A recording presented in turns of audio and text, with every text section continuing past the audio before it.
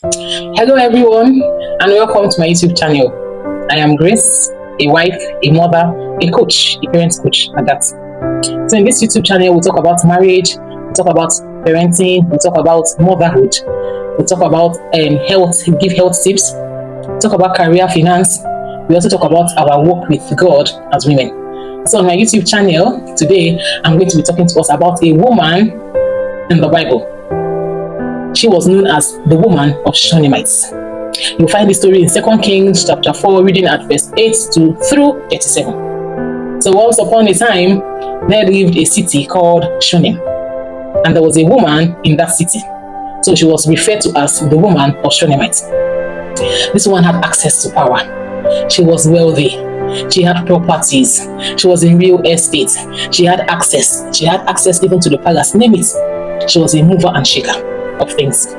So a day something happened, and there was a prophet and the servant called Prophet Elisha. Prophet Elisha and the servants were just strolling in that community called Shunem. And so this woman of Shunamite perceived in her heart that this man, it seems this man, I perceive in my spirit that this man is a prophet of God and probably is looking for where to stay. And so immediately she perceived that in her spirit. She did not dwell at all. She did not zuzu. So what she did, immediately she ran home and met her husband and discussed with the husband. She discussed with the husband, my dear, my lord, my husband, while I was somewhere and I saw this prophet of God and his servants, I perceive in my spirit that they are looking for where to stay. And since we have rooms here in our house, we could probably make a room for the man and his servants. So she was suggesting that we could probably make a room for this man and his servants. And so the husband said, why not? We have rooms. Please go ahead. Make him comfortable. We have chef. We have domestic staff. Why not just prepare a room for him and make him comfortable? Make sure there is a table and a chair in the room. So she got the support and the permission of her husband. She ran to the prophet and told the prophet, prophet, no vex, perceiving my spirit that you're looking for where to stay, and please, me and my family will be humbled for you to come and stay with us for the time you'll be in this community. And why not? He accepted. He went. The room was already prepared, so he was there, the servant, until the number of days he accomplished what he went to the community to do. So he was about to go, and he asked the woman, what would you want God to do for you? Because this your acts of kindness and generosity, I have not seen it before. Still, the story continues. So the woman said, prophet, nothing, I'm just doing it out of kindness, hospitality, and generosity. Because I know what it is to take care of the man of God. So it's just an act of kindness, nothing in return. And so the servant probably eavesdropped and said, Oga, master, I have observed in this house. This house is very big, but even as this house is big, I have not seen children running up and down. I have not heard the cry of a baby in this house. I know the house is very big, but master, I have not even seen them wash children clothes or hang it. I've not even seen them preparing all this cereal for children food. I've not even seen children jumping up and down, jumping from the window to the door, jumping on the sofa. I've not even heard the cry of a baby. Probably this woman needs a child. And so the prophet told her, that woman, by this time next year, you will carry your own baby. The woman said, I don't hear this one tire. There are a lot of prophets that have been like, they don't prophesy, give me tire. They don't prophesy.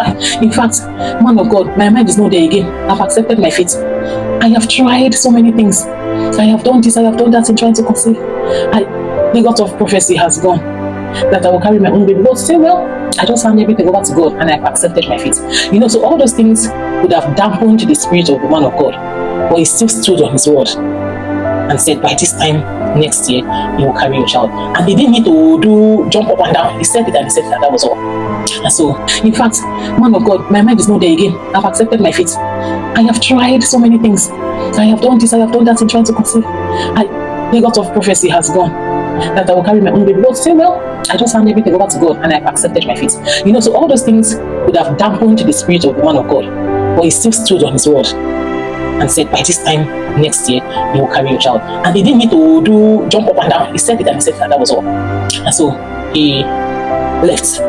And so one day something happened. You know, children always play up and down, jump from here to there and all of that. So when the boy was, actually the prophecy came to pass, she had a child.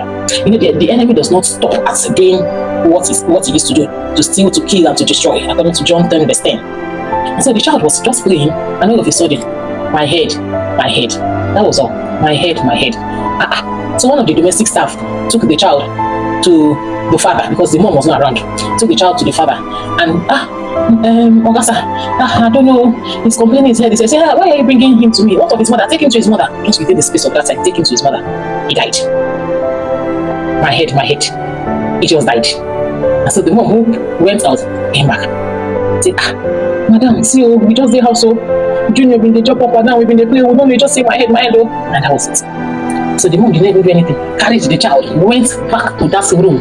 The bed that they made for the man of God, he just laid the child on that bed. And she went out to look for the prophet of God. She went out. And so when people were asking, ma, what is it? She kept saying, it is well. You know, this woman is one of the women I refer to her in the Bible as it is the well woman. She was not even, she didn't even tell anybody, say, my pikin don't die. No, it is well. It is well. Who does that? Who does that? This child was not unconscious. So the child was as dead. He was not unconscious. Dead. And so she would have panicked. She would have carried, removed her head from her head and tie on her waist. Egbamio. No, not finish. She told all of that.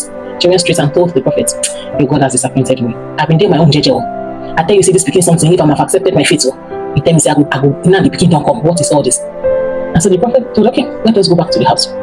So he prayed over the child, and the child he brought the child back to life by the help of God. Dear woman, take home for us as women. What comes out of your mouth if you're faced with the vicissitudes and the challenges of life? What comes out of your mouth? When your back is hit against the wall, what comes out of your mouth? When you keep hearing bad news or bad reports left, right, and center, what comes out of your mouth? Is it that time that you exhibit your faithlessness? What comes out of your mouth? This woman, what kept coming out of her mouth is, it is well. It is well. It is well. It's a dead child. It is well. So we need to be very careful of what comes out of our mouths. When the enemy comes knocking on your door. When sickness comes knocking. When financial embarrassment comes knocking. When the landlord has given you quick notice. When you're about to be evicted from your house. When you receive a termination letter from your organization. You're expecting to be pregnant this month, and all of a sudden you see your menses, and you have been trying. You have had series of failed IVFs, and you were assured that this particular one is going to be successful. Then you wake up in the middle of the night, you want to go and eat yourself, lo and behold, there are blood stains on your nightgown. What comes out of your mouth? What comes out of your mouth, dear woman? We need to be very, very intentional about what comes out of our mouth. Because thou art ensnared by your words. Life and death is in the power of the tongue. She went and met the prophets, and the child was brought back to life. Another take home for us here as women is discernment. You know, this woman was very wealthy. If you read her story, she was a wealthy woman. She had access to name its power. She was a real estate. You know, she was discerning enough. See, so in spite of her wealth, data from your organization, you're expecting to be pregnant this month, and all of a sudden you see your menses, and you have been trying. You have had series of failed IVFs, and you were assured that this particular one is going to be successful. Then you wake up in the middle of the night, you want to go and eat yourself, lo and behold, there are blood stains on your nightgown. What comes out of your mouth? What comes out of your mouth, dear woman? We need to be very, very intentional about what comes out of our mouth. Because thou art ensnared by your words. Life and death is in the power of the tongue. She went and met the prophets, and the child was brought back to life. Another take home for us here as women is discernment. You know, this woman was very wealthy. If you read her story, she was a wealthy woman. She had access to name its power. She was in real estate. We know. She was discerning enough. See, so in spite of her wealth, in spite of her name it, influence and everything, she had the spirit of discernment. She was able to discern that this man no be anyhow person. Oh, I need to take advantage. I need to take this opportunity. This opportunity. God, I will not let this opportunity slide. You see, she was discerning enough, and so we need to be discerning as women. Another take home for us here is that this woman was submissive. There was submission under control. She, in spite of everything that she has, seeing this prophet of God, she would have said, the money is there. I can take decision without my husband. After all, the money is there. It's not just transfer that I'll make. I will just call the hotel manager of a particular hotel and they'll book room for him. After all, there are so many rooms, you see. But she left the man first, ran back to her husband and discussed with her husband. You know, women, we need to get to that point that irrespective of your academic qualification, you have 10 masters, 15 PhDs, irrespective of all of that, you are wealthy, you are CEO of so many multinational companies and organizations. That was submission under control. We need to be submissive. We need to be submissive, and she was. Another take home for us here is a dogged, a rugged, and a violent faith in action. See, some of these things now, a good me person just read for book. A good me person just read for book.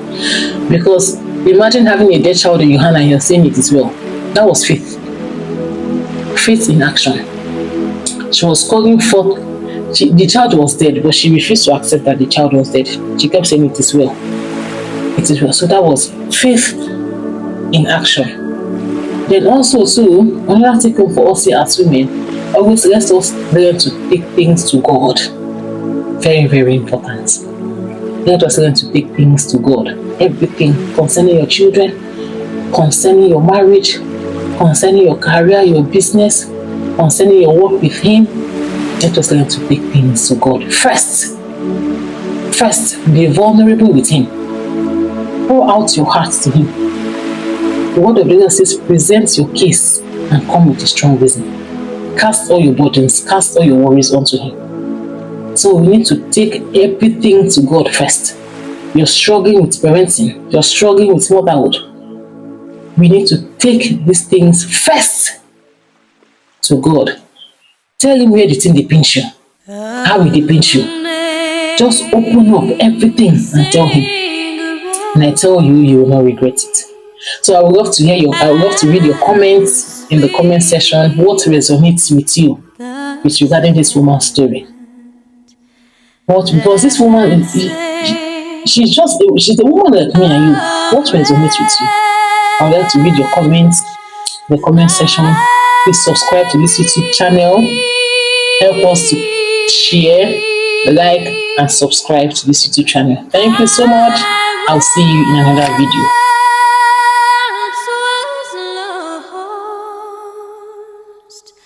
But